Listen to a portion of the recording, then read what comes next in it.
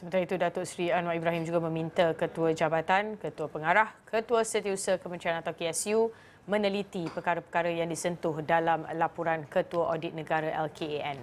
Perdana Menteri berkata penelitian itu harus dibuat bukan sahaja yang menyentuh mengenai jabatan berkenaan tetapi melihat secara keseluruhan usul dan cadangan bagi memperbaiki tata kelola pengurusan dan pentadbiran.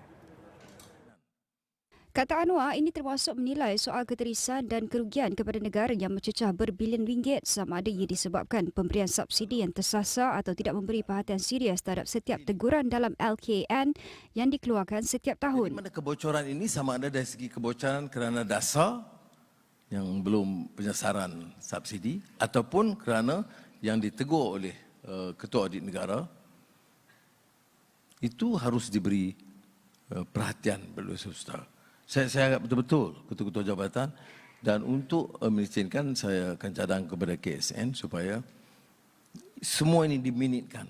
Ketua jabatan, ketua pengarah dan KSU harus meminitkan perbincangan mengenai laporan Ketua Audit Negara supaya disampaikan kepada KSN. Supaya dipastikan pertama dibincang kerangka besar isu